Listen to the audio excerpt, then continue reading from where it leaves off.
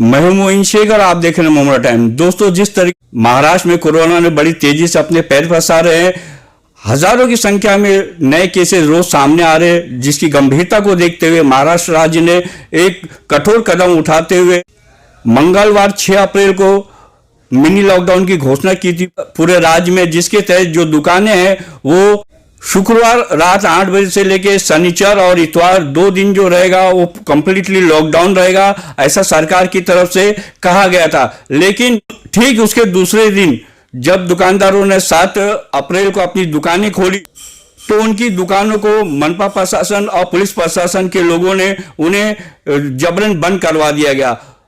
इस तरीके से जो दुकानें बंद कराई गई उससे व्यापारी वर्ग में काफी आक्रोश फैला हुआ है। उनका ये कहना है कि हमको बिना बताए इस तरीके के आदेश पारित किए गए हैं सरकार की तरफ से, जो नाकाबिल कबूल है।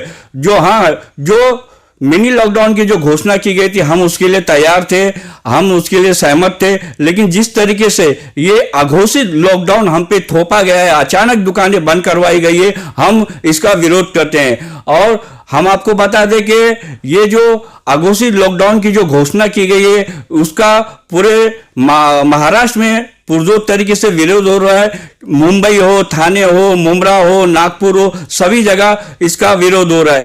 मुमरा में 7 अप्रैल को जो व्यापारी वर्ग के लोग हैं उन्होंने भी इसका कड़ा विरोध किया। लोग सड़कों पे उतरे और उन्होंने इस लॉकडाउन को वापस लेने की मांग की। इसी विषय पे बात करने के लिए, चर्चा करने के लिए हमारे साथ एमआईएम के वरिष्ठ नेता हाजी अब्दुल मजीद साहब यहाँ पे मौजूद है। उनसे बात करेंगे और उनका पक्ष जानने की कोशिश करेंगे। मजीद भाई, क्या कहना चाहेंगे आपने? सरकार ने ये जो अघोषित लॉकडाउन की घोषणा की है लोगों को बिना सूचित किए हुए, जिस तरीके से आपको मालूम है कि पिछला साल जो था लोगों ने काफी परेशानियां झेली है, अब एक बार फिर लॉकडाउन लगा दिया गया है, इस बारे में आपका क्या कहना है? देखिए मुन्ना भाई, जब पिछले बार लॉकडाउन हुआ था तो उसमें बहुत बड़ी परेशानियां आई थी। जैसे कि जो हमारे यूपी और बिहार के जो लेबर लोग थे उनको बगैर बताए ही, बगैर कुछ सूचना जारी किए हुए अचानक लॉकडाउन कर दिया गया था।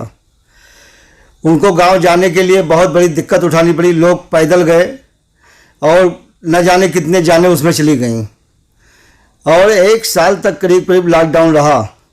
उस लॉकडाउन में लोगों के पूरे व्यापार खत्म हो गए। अच्छे से लोगों का जो है जीना मुश्किल हो गया। और पहले जो लॉकडाउन हुआ था मोइन भाई, उसमें क्या था, कुछ लोगों के पास जो व्यापारी वर्ग के लोग थे उन्होंने बहुत मदद किया था लोगों का, उस समय उनके पास था। आज तो जो है व्यापारी भी टूट चुके हैं 1 साल के लॉकडाउन की वजह से। आज जो लॉकडाउन किया जा रहा है इसमें मेरे समझ से तो जो पहले मदद हो चुकी थी इस बार उसका 25% भी मदद नहीं हो पाएगा। तो परेशानी बढ़ने वाली है, कम होने वाली नहीं है। जैसे गवर्नमेंट ने हमारी आज जो है 6 तारीख को जो है मिनी लॉकडाउन का आदेश दिया और उसके बाद में जो है उन्होंने फुल लॉकडाउन का ऐलान कर दिया। पुलिस वाले जगह जगह पहुंच करके पूरे मार्केट बंद करवाना चालू कर दिए। मैं कह रहा हूं कि आज हमारा रमजान का महीना आने वाला है। हमारे रमजान के महीने में हर कास्ट के लोग अपना धंधा व्यापार अच्छे से करते हैं, छोटे से छोटे, बड़े से बड़े। छोटे से छोटे लोग तो कमा करके अपना घर चलाते हैं बेचारे। जैसे लोग रोडों पे दुकान लगा लेते हैं, फुटपाथों पे दुकान लगाते हैं, उनको पुलिस बंद करवाने के चक्कर में तो ये जो गरीब बेचारे हैं ये मर जाएंगे कि रहेंगे?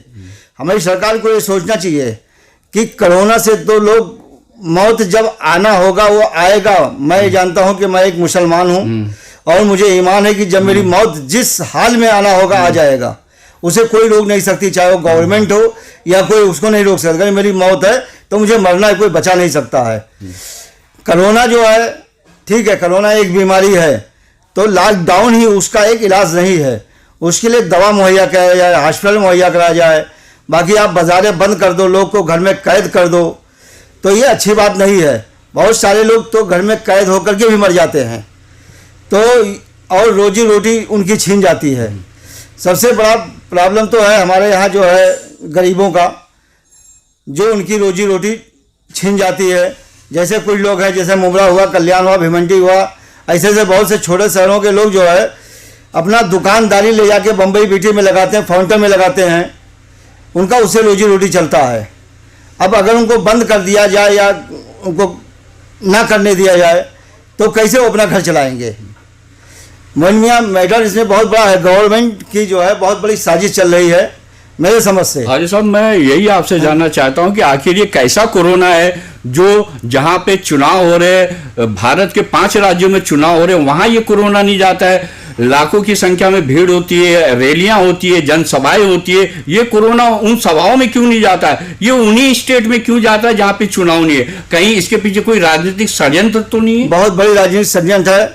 अगर कोरोना फैलना होता या कोरोना कोई बीमारी होती जिससे लोग मरते, तो जहाँ जहाँ चुनाव होता है हजारों, 2000, 10,000 की संख्या में लोग जमा होते हैं और बगैर मास्क के रहते हैं, कोई मास्क भी नहीं लेता, बड़ी मुश्किल है 10% लोग मास्क पहनते हैं, लेकिन वहाँ कोई कोरोना की बीमारी ना फैलती है, ना कोई कोरोना से मरता है, ना कोई कोरोना होता है, और ना कोरोना की वजह से उनकी रैलियों में कोई कमी आती है, ना चुनाव प्रचार में कुछ कमी आती है।